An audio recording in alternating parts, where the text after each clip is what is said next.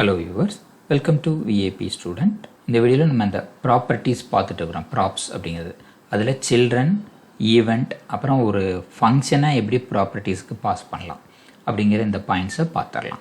So இது வரைக்கும் பார்த்த வீடியோவில் நம்ம வந்து ஒரு data.js அப்படிங்கிறதுல நிறைய ஆப்ஜெக்ட் வச்சுட்டோம். அது வந்து ஒரு அரேக்குள்ளே இருக்கும். இப்போ இந்த ஃபீல்டு ஒவ்வொன்றையும் கீ, வேல்யூ, பேர், இது வந்து ஒரு JSON. இதை நம்ம டிஸ்பிளே பண்ணி காமிக்கிறோம்.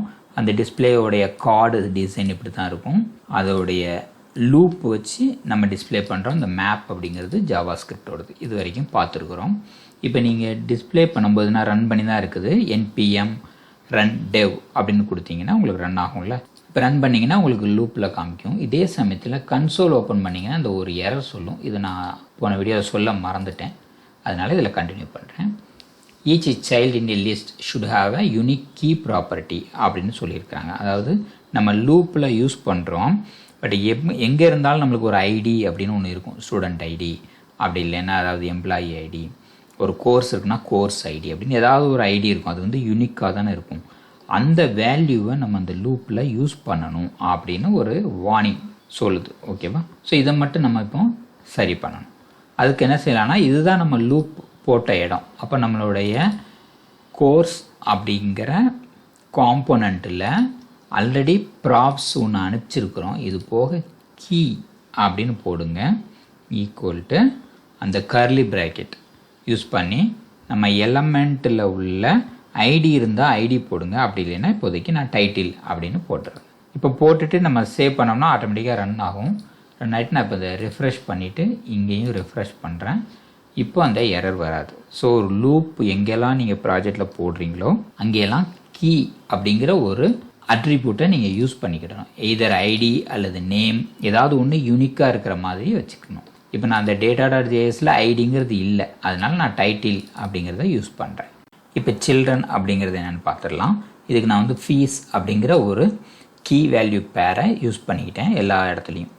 இந்த ஐடிங்கிறத எக்ஸ்ட்ரா போட்டிருக்கிறேன். நீங்களும் அந்த கீ அப்படிங்கிறதுக்கு நீங்கள் ஐடியை யூஸ் பண்ணிக்கோங்க. இந்த இடத்துல வரும். இந்த இடத்துல கீ போடுறோம்ல, இதில் நீங்கள் ஐடி கூட போட்டுக்கலாம். அது யூனிக்காக இருக்கணும், அவ்வளோதான். இப்போ ஒரு டேக் இருக்குது. இப்போ மெயின் ஆரம்பித்து மெயின் முடியுது இல்லை, இதுக்கு உள்ளே இருக்கிறது எல்லாமே சில்ட்ரன் தான். அப்போ அந்த கோர்ஸ் அப்படிங்கிற ஒரு காம்போனண்ட் ஆரம்பிக்குது, இது முடியலை, இது செல்ஃப் க்ளோஸ்ட் டேக்காக இருக்குது. அதாவது அதுக்குள்ளேயே அது க்ளோஸ் ஆயிடுச்சு. இதுக்கு பதிலாக நம்ம இப்படியும் எழுதலாம், /கோர்ஸ்.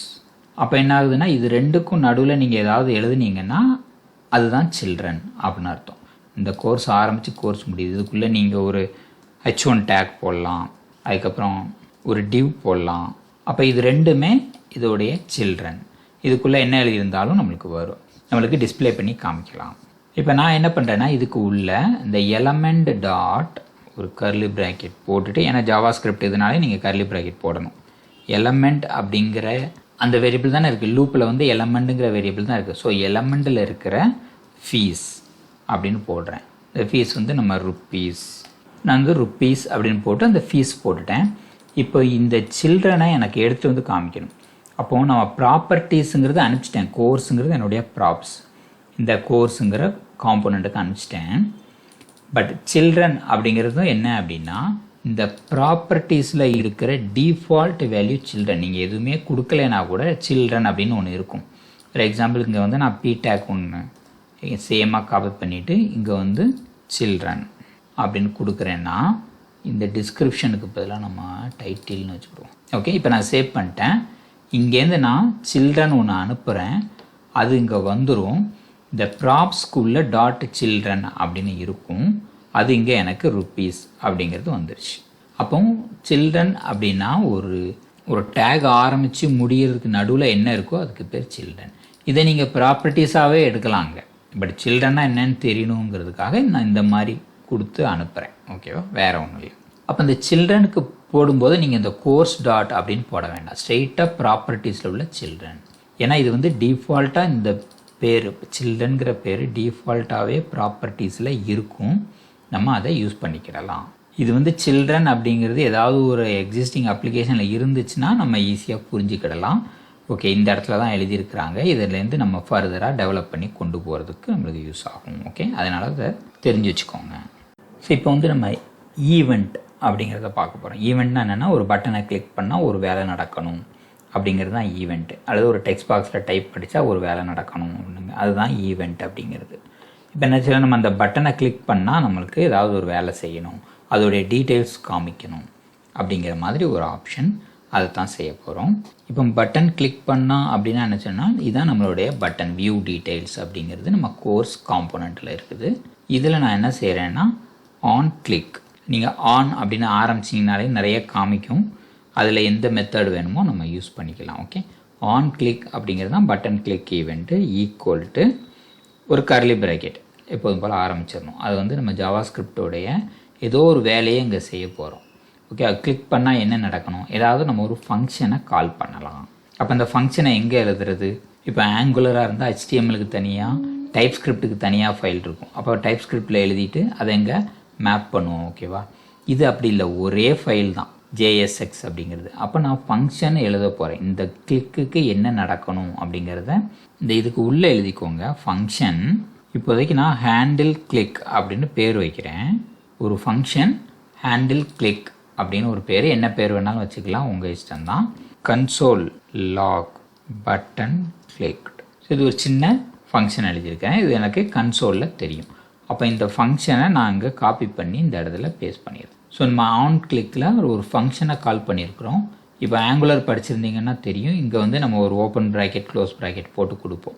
இப்போதைக்கு அது கொடுக்க வேண்டாம், அது கொடுத்தா என்ன நடக்குங்கிறதையும் நம்ம பார்க்கலாம். இப்போ நான் இதை சேவ் பண்ணிவிட்டு இங்கே போய் நான் ரிஃப்ரெஷ் பண்ணுறேன், எல்லாம் கிளியராக இருக்குது. இப்போ நான் வியூ கிளிக் பண்ணேன்னா எனக்கு பட்டன் கிளிக் அப்படின்னு வந்துருச்சா.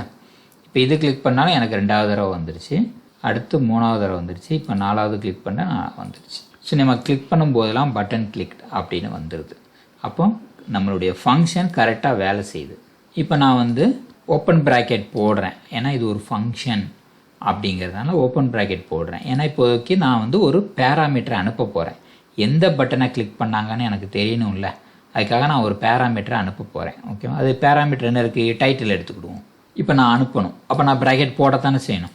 அப்போ நான் இங்கே போய் என்ன செய்கிறேன்னா, இங்கே ஒரு ஆர்குமெண்ட்டை கேட்ச் பண்ணுறேன், டைட்டில் அப்படின்னு ஒரு வேரியபிள் கேட்ச் பண்ணிட்டு இந்த இடத்துல title plus button JavaScript clicked அப்படின்னு வச்சுக்கிடுவோம், HTML கிளிக் அப்படின்னு வரும். ஓகே, இப்போ நான் சேவ் பண்ணிடுறேன். இப்போ நான் ரிஃப்ரெஷ் எல்லாம் கிளியர் பண்ணிவிட்டு ரிஃப்ரெஷ் பண்ணேன்னு வச்சுக்கோங்களேன், பாருங்கள் ஆட்டோமேட்டிக்காக HTML கிளிக்டு 2 தடவை வருது, எல்லாமே 2 தடவை வந்துருச்சு. பார்த்தீங்களா, நான் எதுவுமே கால் பண்ணல. ஆக்சுவலாக அந்த ஃபங்க்ஷனை யார் கால் பண்ணணும், ஆன் கிளிக் பண்ணும்போது அது கால் பண்ணணும். ஆனால் இப்போதைக்கு என்ன நடந்திருக்குன்னா ஆட்டோமேட்டிக்காக கால் ஆகி வந்துருக்கு, ஆட்டோமேட்டிக்காகவே ஜாவாஸ்கிரிப்ட் கால் பண்ணிடுச்சு. அதனால தான் இந்த ப்ராக்கெட் போடாமல் நம்ம செஞ்சுருந்தோம்.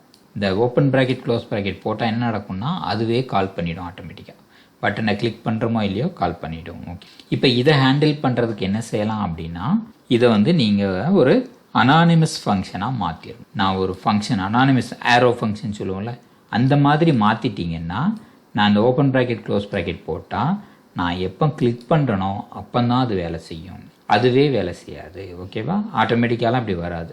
இது எதுக்கு டபுள் டைம் வந்திருக்கு அப்படின்னா, நம்ம வந்து main.jsxல ஸ்ட்ரிக்ட் மோட் அப்படின்றதுனால டபுள் டைம் வருது. ஒரு தடவை ரன் ஆகும், 2வது தடவை வேலிடேஷன்லாம் பண்ணும். ஸோ அது அப்படி இருக்கட்டும், அதை எதுவும் நம்ம சேஞ்ச் பண்ண வேண்டாம். ஓகே, இப்போதைக்கு இதை நான் சேவ் பண்ணிவிட்டு எகெயின் ரிஃப்ரெஷ் கிளியர் பண்ணிடுறேன், இங்கே ரிஃப்ரெஷ் பண்ணுறேன். இப்போ பார்த்தீங்கன்னா உங்களுக்கு ரன் ஆகாது, ஏன்னா நம்ம அனானிமஸ் ஃபங்க்ஷனை கால் பண்ணிட்டோம். ஏரோ ஃபங்க்ஷனாக யூஸ் பண்ணுறதுனால நான் எப்போ கிளிக் பண்ணுறனோ அப்போ தான் வரும் HTML click, JavaScript click. Event அப்படிங்கிறதுல 2 இருக்குது. ஒன்று நார்மலாக ஈவெண்ட்டை மட்டும் கொடுக்கறது, பேராமீட்டர் கொடுக்கணும் அப்படின்னா நீங்கள் ஏரோ ஃபங்க்ஷனாக தான் கொடுக்கணும். இதுதான் வந்து ஈவெண்ட்டு கால் பண்ணுறது பட்டன் வச்சு. நம்ம இப்போ ஃபங்க்ஷன் ஆஸ் வேல்யூ அப்படிங்கிற கான்செப்ட்டு, இப்போ ஒரு ஃபங்க்ஷனையே நம்ம ஒரு பேராமீட்டராக அனுப்ப போகிறோம். அந்த ப்ராப்ஸ் அப்படிங்கிறது ஒரு ஆப்ஜெக்ட் வேரியபிள், அந்த வேரியபிள்குள்ளே ஒரு ஃபங்க்ஷன் அனுப்பிட்டோம்னா அது எப்படி வேலை செய்யுது அப்படிங்கிறத பார்க்குறோம். இதுக்காக என்ன பண்ணுறேன் அப்படின்னா, முதல்ல இந்த கோர்ஸ் காம்போனண்ட்டில் ஒரு ஃபங்க்ஷன் இருக்குல்ல, இதை அப்படியே கட் பண்ணுறோம். இங்கே வேண்டாம், நம்மளுக்கு இந்த data.js வேண்டாம். இதை நான் வந்து ரைட் கிளிக் பண்ணி ஸ்ப்ளிட் ரைட்டு போடுறேன், இதை டெலிட் பண்ணிடுறேன். ஓகே, இப்போ இங்கே கோர்ஸ் காம்போனண்ட் இருக்குது, இங்கே app.js இருக்குது. இப்போ இந்த கோர்ஸ் காம்பவுண்ட்லேருந்து இந்த ஃபங்க்ஷனை நான் கட் பண்ணி இந்த ஆப் காம்பவுண்டுக்குள்ளே வைக்கிறேன். ஃபங்க்ஷன் பேரை மாற்றிடுவோம், ஹேண்டில் ப்ரெஸ்.